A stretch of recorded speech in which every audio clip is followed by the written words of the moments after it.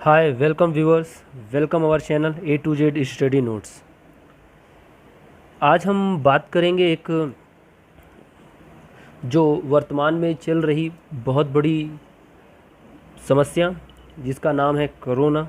इस वायरस से पूरा विश्व प्रभावित है, जिसके बारे में हम कुछ जानकारियाँ क्वेश्चनों के तरीके से लेके आए हैं, क्वेश्चन के रूप में लेके आए हैं, जो आपको हो सके आगे के एग्ज़ामों में काम आ सकते हैं। उसमें क्या क्या चीज़ें, क्या क्या घटनाएं घटी, क्या क्या परिवर्तन हुए, कौन किस पद को धारण किया, कैसी स्थिति थी देश की, विश्व की, उसके बारे में हम कुछ क्वेश्चन के हिसाब से लेके आए हैं।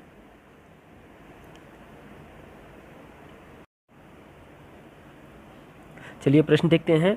वैज्ञानिक ने पहले कोरोना वायरस को क्या नाम दिया? इसके 4 ऑप्शन हैं जो आपको दिख रहे हैं। इसमें से सही आंसर है सार्स कोव 2। सार्स कोव 2 क्यों नाम पड़ा? नोवल कोरोना वायरस ये एक वायरस है। यह वायरस जानवरों से आई हुई है। ये चीन के वुहान शहर से शुरू हुई है, इसलिए इसे वुहान वायरस भी कहा जाता है। हालांकि WHO ने इसका नाम सार्क कोव 2 रखा है, पर इसकी आधिकारिक पुष्टि अभी नहीं हुई है, इसलिए इसका नाम पहले कोरोना वायरस से पहले सार्स कोव 2 रखा गया। सार्स कोव 2 का फुल फॉर्म होता है severe acute respiratory syndrome corona virus 2, और इसको हिंदी में बोला जाता है गंभीर तीव्र श्वसन सिंड्रोम कोरोना वायरस 2। चलिए देखते हैं प्रश्न। कोरोना वायरस शब्द किस भाषा से लिया गया है? इसके 4 ऑप्शन हैं। इसका सही आंसर है लैटिन भाषा से। लैटिन भाषा से कोरोना वायरस शब्द क्यों लिया गया है? लैटिन भाषा में कोरोना का अर्थ होता है मुकुट। इस वायरस के कणों के इर्द गिर्द उभरे हुए कांटे जैसे ढांचों से इलेक्ट्रॉन सूक्ष्मदर्शी में मुकुट जैसा आकार दिखता है, जिस पर इसका नाम रखा गया है, इसलिए इसे लैटिन भाषा में कोरोना वायरस नाम दिया गया है। कोविड-19 में VI का क्या मतलब है? इसके 4 ऑप्शन है आपके सामने। इसका सही आंसर है वायरस। वायरस एक अकोशिकीय अतिसूक्ष्म जीव होता है जो जीवित कोशिकाओं में ही अपना पुनरुत्पादन या वंशावृद्धि कर सकता है। ये नाभिकीय अम्ल और प्रोटीन से मिलकर बना होता है। इसे हम क्रिस्टल के रूप में हम इकट्ठा कर सकते हैं। ये शरीर के बाहर मृत अवस्था में होता है, परंतु ये शरीर में जीवित अवस्था में होता है, और ये सैकड़ों सालों तक निर्जीव या मृत अवस्था में रह सकता है।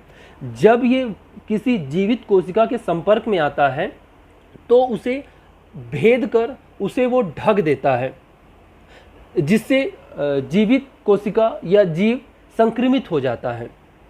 संक्रमित होने के बाद उस विषाणु जीवित कोशिका को नष्ट करने लगती है या उसे संक्रमित करने लगती है, जिससे वह जीव बीमार हो जाता है। और जब ये विषाणु जीवित कोशिका में प्रवेश कर जाती है तो उसके मूल RNA एवं DNA की जेनेटिक संरचना को सूचना जेनेटिक में बदल देता है, और संक्रमण जीवाणु अपने जैसे संक्रमणित जीवाणुओं का पुनरुत्पादन या वंशावृद्धि करने लगता है, और इसका अंग्रेजी शब्द होता है वायरस, और इसका शाब्दिक अर्थ होता है विष। चलिए देखते हैं कोविड-19 का पूरा नाम क्या है। इसके 4 ऑप्शन हैं जो आपको दिख रहे हैं। इसका सही आंसर है कोरोना वायरस डिसीज 2019। और कोरोना वायरस यानी कोविड-19 ये एक बहुत ही सूक्ष्म लेकिन प्रभावशाली वायरस है। ये कोरोना वायरस मानव के बाल के 900 गुना छोटा होता है। चलिए प्रश्न देखते हैं। कोरोना वायरस किस प्रकार का वायरस है? इसके 4 ऑप्शन हैं। इसका सही आंसर है RNA virus. RNA ribose nuclear acid एक प्रमुख जैविक अणुओं में से होता है जो जीवन की सभी ज्ञात रूपों के लिए आवश्यक होता है, जबकि डीएनए ऑक्सी राइबोस न्यूक्लियर ये जीवित कोशिकाओं के अणुसूत्रों में पाया जाता है। डीएनए का एक अणु 4 अलग अलग वस्तुओं से मिलकर बना होता है। वो वस्तु है न्यूक्लियोटाइड, उसे न्यूक्लियोटाइड कहते हैं। चलिए प्रश्न देखते हैं, कोरोना वायरस किस कुल का वायरस है? इसके 4 ऑप्शन हैं जो आपको दिख रहे हैं। इसमें से सही ऑप्शन है कोरोना विरिडिया। कोरोना वायरस कोरोना विरिडिया कुल का वायरस है और इसका उपकुल है ऑर्थो कोरोना विरिनाए है।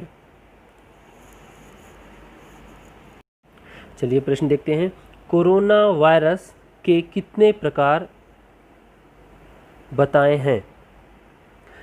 इसका सही आंसर है 4 प्रकार के हैं। कोरोना वायरस 4 प्रकार के होते हैं। पहला होता है अल्फ़ा कोरोना वायरस, दूसरा होता है बीटा कोरोना वायरस, तीसरा होता है गामा कोरोना वायरस, चौथा होता है डेल्टा कोरोना वायरस। ये 4 प्रकार के कोरोना वायरस होते हैं। चलिए देखते हैं प्रश्न, कोरोना वायरस शरीर के किस अंग को प्रभावित करता है? 4 ऑप्शन है। इसका सही आंसर है फेफड़ों को। ये कोरोना वायरस अति सूक्ष्म वायरस होता है जो मानव शरीर के बाल के 900 गुना छोटा होता है और ये हमारे फेफड़ों को अधिक प्रभावित करता है। हमारे श्वसन नली के द्वारा जाके ये हमारे फेफड़ों को प्रभावित करता है तथा जीव को संक्रमित करता है और उसे नष्ट करने लगता है। चलिए देखते हैं प्रश्न, कोरोना वायरस की पहचान किस शहर से हुई? इसके 4 ऑप्शन हैं। इसका सही आंसर है वुहान। चीन में स्थित वुहान शहर बहुत प्रसिद्ध शहर है तथा घनी आबादी का शहर है। इस शहर से ही कोविड-19 का पता लगा, सर्वप्रथम पता लगा। ये कोरोना नोवल कोरोना वायरस समूह का जो वायरस है कोविड-19 अभी ये विश्वव्यापी प्रकोप के रूप में फैलता जा रहा है। कोरोना वायरस के संक्रमण को देखते हुए किस अंतर्राष्ट्रीय संगठन ने आपातकाल की घोषणा की है? इसका सही आंसर है WHO। कोरोना वायरस के संक्रमण को देखते हुए WHO या विश्व स्वास्थ्य संगठन ने आपातकाल की घोषणा की थी। चलिए देखते हैं प्रश्न, WHO ने कोरोना वायरस का आधिकारिक नाम की पुष्टि की है। इसके 4 ऑप्शन हैं। इसका सही आंसर है कोविड-19। ये चीन के वुहान शहर में उत्पन्न होने वाला वायरस है जो कोरोना वायरस समूह के वायरसों का एक उदाहरण है। ठीक है, हाल ही में WHO ने इसका आधिकारिक नाम की पुष्टि की है कोविड-19। इसका पहले नाम था SARS-CoV-2। चलिए देखते हैं प्रश्न, किसी सामान्य व्यक्ति में कोरोना वायरस का लक्षण कितने दिनों में पता चलता है? इसके 4 ऑप्शन हैं जो आपके सामने हैं। इसका सही आंसर है 14 दिनों में। कोविड-19 वायरस अलग अलग लोगों को अलग अलग तरीके से प्रभावित करता है। संक्रमित हुए ज़्यादातर लोग सामान्य से लेकर मध्य लक्षण की तक की बीमारी होता है और वे अस्पताल में भर्ती हुए बिना ही ठीक हो जाते हैं। अब आता है सामान्य से ज़्यादा लक्षण जो होते हैं बुखार, सूखी खांसी, थकान। फिर उसके बाद होता है कम सामान्य जिसमें उसके लक्षण हैं खुजली और दर्द, गले में खराश, दस्त, आँख आना, सिर दर्द, स्वाद या गंध का अनुभव नहीं होना, त्वचा पर खरोंच आना, हाथों की उंगलियां और पैरों की उंगलियों का रंग बिगड़ना। इसके बाद लक्षण दिखता है गंभीर लक्षण जो बहुत ही खतरनाक होता है, जो है सांस लेने में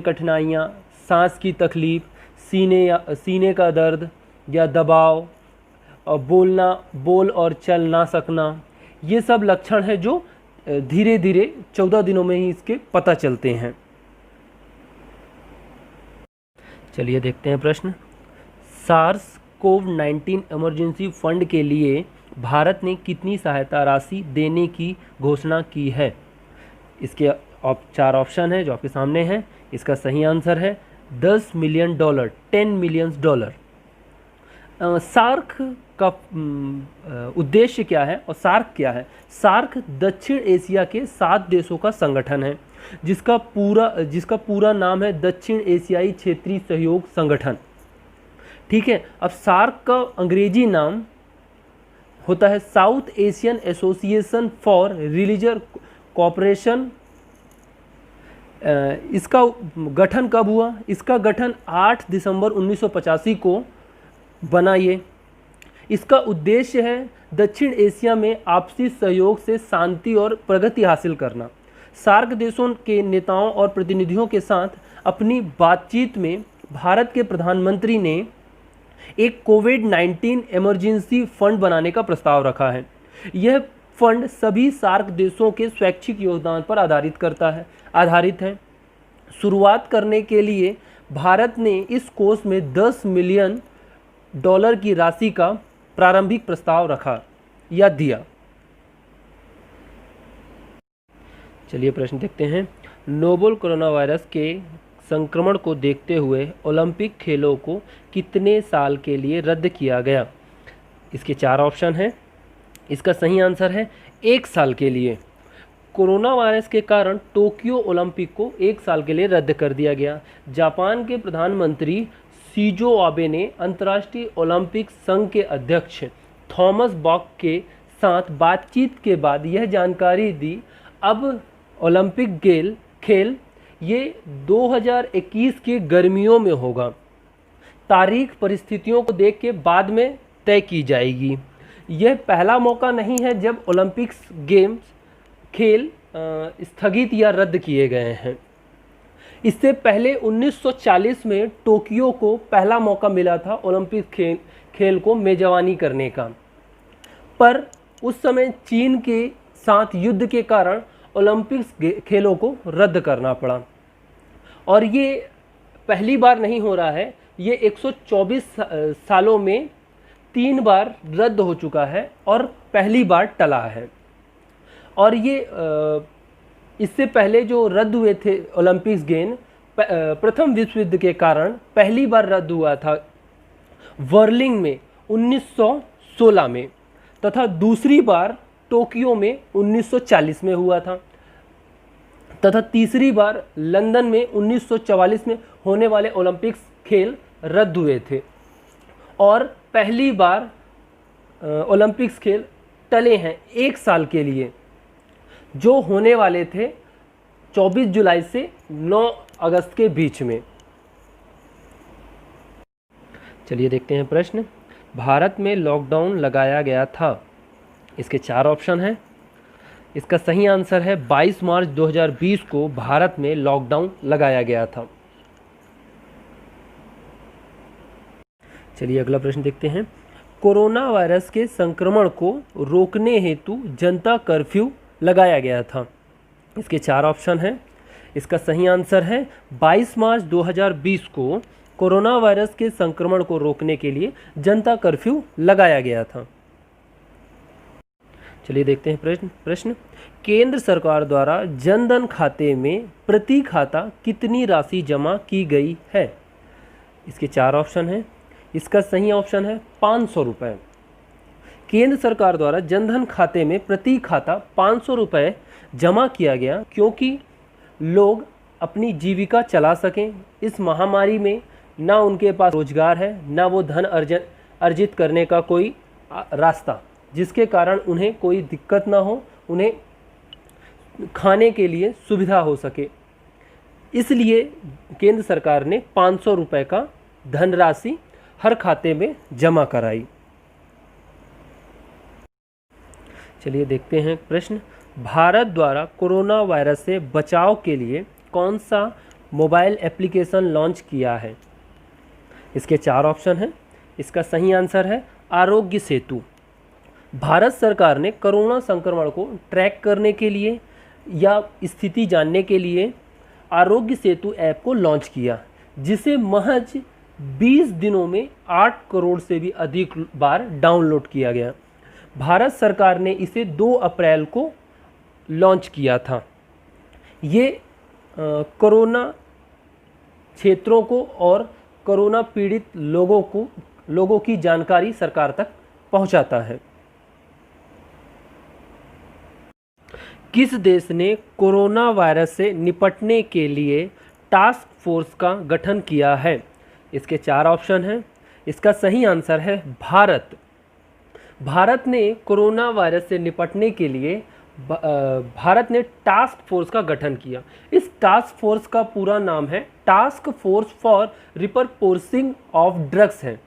प्रधान वैज्ञानिक सलाहकार के विजय राघवन ने बताया कि इस टास्क फोर्स का काम ऐसी दवाई खोजना है जो कोरोना वायरस का इलाज कर सके। चलिए प्रश्न देखते हैं। भारत का कौन सा राज्य कोरोना वायरस को महामारी घोषित करने वाला देश का पहला राज्य बना? इसके 4 ऑप्शन हैं। इसका सही आंसर है हरियाणा। हरियाणा विश्व में फैले कोरोना वायरस को देख के तथा उसकी स्थितियों को देख के उसने अपने राज्य में कोरोना वायरस को महामारी घोषित किया। चलिए देखते हैं प्रश्न।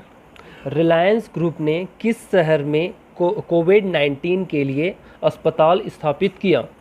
इसके 4 ऑप्शन हैं। इसका सही आंसर है मुंबई। मुंबई में रिलायंस ने कोरोना संक्रमित मरीजों के लिए 100 बेडों का हॉस्पिटल बनाया। किस राज्य में मोदी किचन की शुरुआत की गई? इसके 4 ऑप्शन है जो आपके सामने हैं। इसका सही आंसर है तमिलनाडु। तमिलनाडु के भारतीय जनता पार्टी के संगठनों ने ज़रूरतमंदों के लिए भोजन उपलब्ध कराने के लिए एक मुहिम छेड़ी, जिसका नाम था मोदी किचन। भारतीय जनता पार्टी तमिलनाडु संगठन की महासचिव बनाती श्रीनिवासन ने बताया कि मोदी किचन के द्वारा हम कोरोना से बचाव के लिए जहाँ जहाँ भोजन की कमी है उन क्षेत्रों में भोजन उपलब्ध कराया गया। पर डे 500 लोगों को भोजन कराया जाता है मोदी किचन के माध्यम से। चलिए देखते हैं प्रश्न। किस राज्य की सरकार ने कोरोना वॉच एप्लीकेशन को लॉन्च किया है? इसके 4 ऑप्शन जो आपके सामने हैं। इसका सही आंसर है कर्नाटक। कर्नाटक की सरकार ने एक मोबाइल एप्लीकेशन लॉन्च किया है जिसे कोरोना वॉच कहा जाता है। इस मोबाइल एप्लीकेशन का उद्देश्य सावधानी बरतना है या सावधानी रखना है। इस वॉच से आसपास संक्रमित व्यक्तियों की जानकारी तथा जहां कोरोना इलाज हो रहे उन हॉस्पिटलों की जानकारी देना है। इस वॉच से सोशल डिस्टेंसिंग का भी पता चल जाता है कि किस क्षेत्र में कोरोना पीड़ित लोग हैं, हमें किस क्षेत्र में नहीं जाना चाहिए। चलिए देखते हैं प्रश्न। लॉकडाउन के कारण किस राज्य की सरकार ने रेडियो स्कूल शुरू किया है? इसका सही आंसर है मध्य प्रदेश। मध्य प्रदेश सरकार ने सरकारी प्राइमरी और मिडिल स्कूल के छात्रों को क्लास में रुचि जगाने के लिए जिला शिक्षा केंद्र ने एक योजना शुरू की। स्कूल में 4 रेडियो कार्यक्रम प्रसारित किए। प्रसारण की शुरुआत करने की मुहिम चलाई। इन कार्यक्रमों के मुताबिक क्लासों में प्रसारण के साथ छात्रों में पढ़ाई के प्रति रुचि जगाने के लिए तथा छात्रों को पढ़ाई से जोड़े रखने के लिए इस मुहिम को शुरुआत की गई। प्राइमरी स्कूल की कक्षा पहली और दूसरी छात्रों के लिए अंग्रेजी भाषा सीखने के लिए इंग्लिश इज फन लैंग्वेज पहला कार्यक्रम प्रसारित किया। यह दोपहर को 12 बजे से 12:30 बजे तक प्रसारित होता है, सोमवार से शुक्रवार को। आकाशवाणी केंद्र में तथा दूसरा इंग्लिश इज़ फन, ये दूसरी क्लास से लेके तीसरी क्लास के छात्रों के लिए दोपहर 12:30 बजे से 1 बजे तक सोमवार से लेके बुधवार तक प्रसारित होता है। तथा इसके बाद तीसरा कार्यक्रम चालू होता है कक्षा 4 से लेके 5 के छात्रों के लिए, गणित विषय के लिए, विज्ञान विषय के लिए तथा पर्यावरण अध्ययन के लिए। इस कार्यक्रम का नाम है झिलमिल कार्यक्रम प्रसारित होता है। इस कार्यक्रम का समय 12:30 बजे से 1 बजे तक, गुरुवार से शुक्रवार तक। ये सब प्रसारित किया जाता है रेडियो चैनल में, इसलिए इसे रेडियो स्कूल नाम दिया गया है। और इससे छात्रों को शिक्षा से जोड़े रखने के लिए, इस समस्या से उभरने के लिए, बच्चे अपनी पढ़ाई से दूर ना हो सके, इसलिए इस रेडियो स्कूल की शुरुआत की गई मध्य प्रदेश में। और ये एक ही समय पूरे प्रदेश में प्रसारित होता है। चलिए देखते हैं प्रश्न। लॉकडाउन के कारण किस राज्य की सरकार ने सभी रिक्शा चालकों को 5,000 रुपये देने की घोषणा की है? इसका सही आंसर है दिल्ली। दिल्ली सरकार ने लॉकडाउन के कारण दिल्ली में कार्य कर रहे रिक्शा चालकों को 5,000 रुपये देने की घोषणा की। ये देखते हैं प्रश्न। किस राज्य की सरकार ने होम डिलीवरी की सेवा के लिए सीजी हॉट वेबसाइट लॉन्च किया? इसका सही आंसर है छत्तीसगढ़। छत्तीसगढ़ कोरोना काल में इस समस्या को देखते हुए, इससे लड़ने के लिए, इस संक्रमण से लड़ने के लिए छत्तीसगढ़ के मुख्यमंत्री भूपेश बघेल जी द्वारा सीजी हॉट वेबसाइट की शुरुआत की गई। चलिए देखते हैं प्रश्न। किस राज्य की सरकार ने कोविड-19 मॉनिटरिंग सिस्टम ऐप विकसित किया है? इसके 4 ऑप्शन हैं जो आपको दिख रहे हैं सामने। इसका सही आंसर है तेलंगाना। तेलंगाना सरकार ने कोविड-19 मॉनिटरिंग ऐप को विकसित किया है। चलिए प्रश्न देखते हैं। पंजाब द्वारा कोरोना वायरस के संक्रमण को देखते हुए लॉन्च किए गए एप्लीकेशन का नाम है? इसके 4 ऑप्शन आपके सामने हैं। इसका सही आंसर है कोवा पंजाब।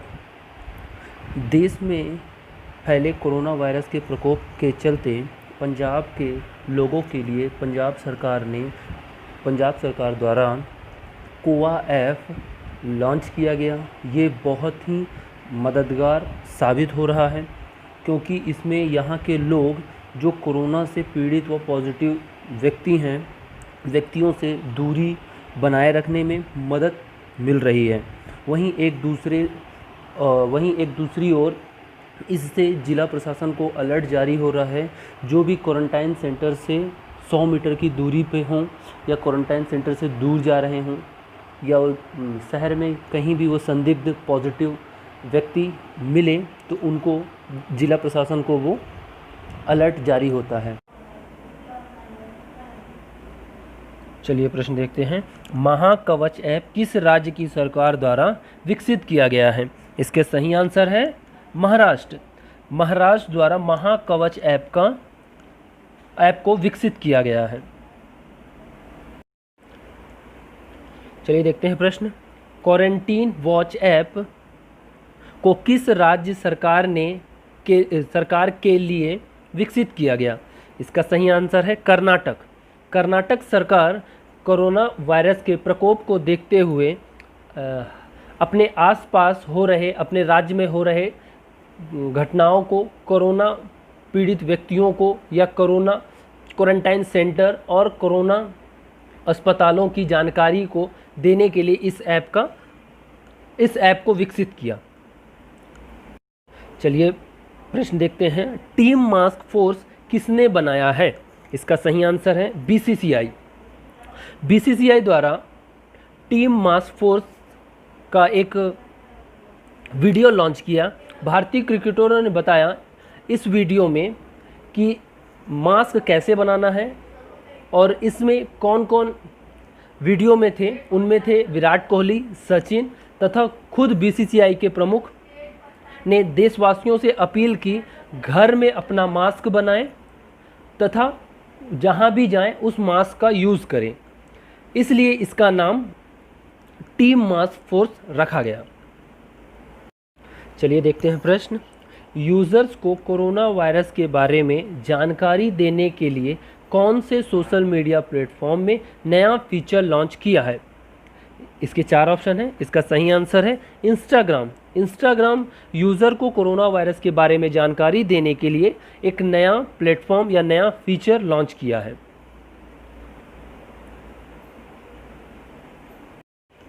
चलिए प्रश्न देखते हैं।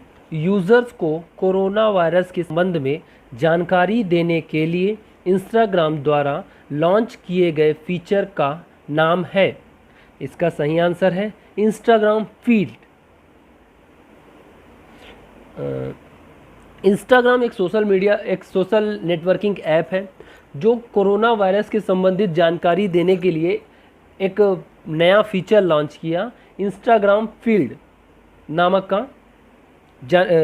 के एक फीचर को लॉन्च किया। चलिए प्रश्न देखते हैं। किस सोशल नेटवर्किंग के सीईओ ने कोविड-19 से निपटने के लिए 1 मिलियन देने की घोषणा की है? इसके 4 ऑप्शन हैं। इसका सही आंसर है ट्विटर। ट्विटर के सीईओ ने कोविड-19 से निपटने के लिए 1 मिलियन देने की बात कही है या घोषणा की है। चलिए प्रश्न देखते हैं। किसने स्थानीय दुकानों की जानकारी के लिए नियर बाई शॉप्स लॉन्च किया? इसका सही आंसर है गूगल। गूगल ने स्थानीय दुकानों की जानकारी के लिए नियर बाई शॉप्स लॉन्च किया है। चलिए देखते हैं प्रश्न। कोरोना वायरस के इलाज के लिए कोरोना केयर बीमा पॉलिसी लॉन्च की है। इसके 4 ऑप्शन हैं। इसका सही आंसर है फ़ोनपे। फ़ोनपे ने कोरोना वायरस के इलाज के लिए कोरोना केयर पॉलिसी लॉन्च की। फ़ोनपे एक डिजिटल पेमेंट प्लेटफॉर्म है जिसने ये सुविधा शुरू की है। चलिए देखते हैं प्रश्न। युक्ति पोर्टल को किसने शुरू किया है? इसके 4 ऑप्शन हैं। इसका सही ऑप्शन है MHRD। केंद्रीय मानव संसाधन विकास मंत्री रमेश पोखरियाल निशंक ने एक web portal young India combating Covid with knowledge technology and innovation launch किया है। शिक्षा मंत्रालय ने कहा है कि यह MHRD के प्रयासों और पहल को मॉनिटरिंग और रिकॉर्ड करने के लिए एक यूनिक पोर्टल और डैशबोर्ड है। ये पोर्टल कोविड-19 की विभिन्न चुनौतियों को संपूर्ण और व्यापक तरीके से कवर करेगा। इसके बारे में बात करते हुए केंद्रीय मंत्री ने कहा, कोविड-19 के खतरे को देखते हुए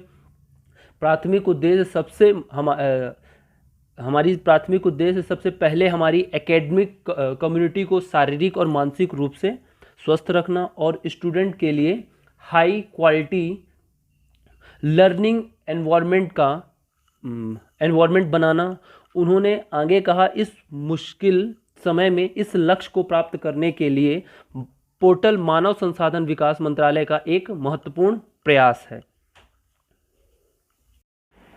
चलिए देखते हैं प्रश्न। केंद्र सरकार द्वारा आर्थिक रूप से समृद्ध बनाने के लिए चलाई गई योजना का नाम? इसका 4 ऑप्शन है। इसका सही आंसर है आत्मनिर्भर भारत अभियान। इस योजना अथवा अभियान का उद्देश्य 130 करोड़ भारतवासियों को आत्मनिर्भर बनाना है ताकि देश के हर नागरिक संकट की इस घड़ी में कदम से कदम मिलाकर चल सके और कोविड-19 की महामारी को हराने में अपना योगदान दे सके।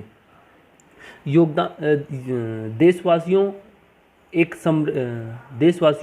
समृद्ध और संपन्न भारत के निर्माण में आत्मनिर्भर भारत अभियान की निश्चित ही महत्वपूर्ण योगदान दें। प्रधानमंत्री आर्थिक राहत पैकेज में सभी सेक्टरों की दक्षता बढ़ाने के लिए और गुणवत्ता बढ़ाने के लिए सुनिश्चित की है इस योजना का? ये प्रश्न देखते हैं, आत्मनिर्भर भारत योजना कब प्रारंभ की गई? इसके 4 ऑप्शन हैं। इसका सही ऑप्शन है 12 मई 2020 को। आत्मनिर्भर भारत योजना 12 मई 2020 को प्रारंभ किया गया। चलिए देखते हैं प्रश्न, आर्थिक पैकेज के रूप में कितनी राशि स्वीकृत की है? इसके 4 ऑप्शन हैं। इसका सही ऑप्शन है 22 लाख करोड़ रुपए आर्थिक पैकेज के रूप में राशि सुनिश्चित की गई है या स्वीकृत की गई है।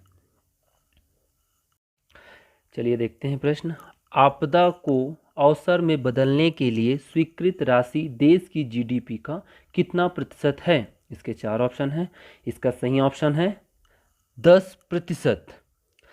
आपदा को अवसर में बदलने के लिए देश की जीडीपी का 10% स्वीकृत राशि है। चलिए देखते हैं, राहत पैकेज के लिए कितनी राशि स्वीकृत की गई है? इसके 4 ऑप्शन हैं। इसका सही ऑप्शन है 1.70 लाख करोड़। आर्थिक पैकेज राहत पैकेज का विस्तृत रूप है।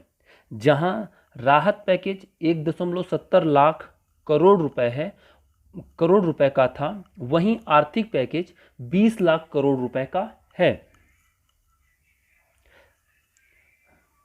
चलिए प्रश्न देखते हैं, हाल ही में किस देश ने आधिकारिक रूप से कोरोना मुक्त होने की पुष्टि की है? इसके 4 ऑप्शन हैं। इसका सही ऑप्शन है स्लोवेनिया। इसके साथ न सिर्फ चीन बल्कि कोरिया ने भी इस वायरस पर विजय पाई। दक्षिण कोरिया की तारीफ वर्ल्ड हेल्थ ऑर्गेनाइजेशन भी कर चुका है। चलिए देखते हैं प्रश्न, विश्व का पहला देश जो कोरोना मुक्त हुआ है? इसका सही आंसर, इसके 4 ऑप्शन हैं। इसका सही आंसर है स्लोवेनिया। स्लोवेनिया विश्व का पहला देश है जो कोरोना मुक्त हो चुका है। चलिए देखते हैं प्रश्न, किस देश के प्रधानमंत्री ने आधिकारिक रूप से कोरोना पॉजिटिव होने की पुष्टि की है? इसके 4 ऑप्शन हैं। इसका सही आंसर है रूस। रूस के प्रधानमंत्री ने आधिकारिक रूप से कोरोना पॉजिटिव होने की पुष्टि की है। चलिए देखते हैं प्रश्न, किस देश की राजधानी ने कोरोना मुक्त होने की पुष्टि की है? इसके 4 ऑप्शन हैं। इसका सही आंसर है ऑस्ट्रेलिया, कैनबरा। चलिए देखते हैं प्रश्न, नोवेल कोरोना वायरस के पहले मामले की पहचान कहाँ हुई थी? इसके 4 ऑप्शन हैं। इसका सही आंसर है वुहान। नोवेल कोरोना वायरस के पहले मामले की पहचान वुहान शहर में हुई थी। चलिए देखते हैं प्रश्न, चीन ने आधिकारिक रूप से WHO को कोरोना वायरस के संबंध में सूचना दी थी। इसके 4 ऑप्शन हैं। इसका सही आंसर है 31 दिसंबर 2019 को। चीन ने आधिकारिक रूप से WHO को कोरोना वायरस के संबंध में 31 दिसंबर 2019 को सूचना दी थी। चलिए देखते हैं प्रश्न, WHO ने आधिकारिक रूप से कोरोना वायरस को कोविड-19 नाम दिया। इसके 4 ऑप्शन हैं। इसका सही ऑप्शन है 11 फरवरी 2020 को। WHO ने आधिकारिक रूप से कोरोना वायरस को कोविड-19 नाम 11 फरवरी 2020 को दिया था। चलिए प्रश्न देखते हैं, WHO के कार्यकारी अध्यक्ष का कार्यभार किसने संभाला? इसके 4 ऑप्शन हैं। इसका सही आंसर है डॉक्टर हर्षवर्धन। डॉक्टर हर्षवर्धन स्वास्थ्य एवं परिवार कल्याण मंत्री हैं भारत के। इन्होंने अभी WHO के कार्यकारी अध्यक्ष का कार्यभार संभाला है। थैंक यू फ्रेंड्स, ये वीडियो और ये इन्फॉर्मेशन आपको यूज़फुल लगी हो और इम्पोर्टेंट लगा हो तो प्लीज़ मेरे चैनल को लाइक कीजिए, शेयर कीजिए और सब्सक्राइब कीजिए। Thank you friends.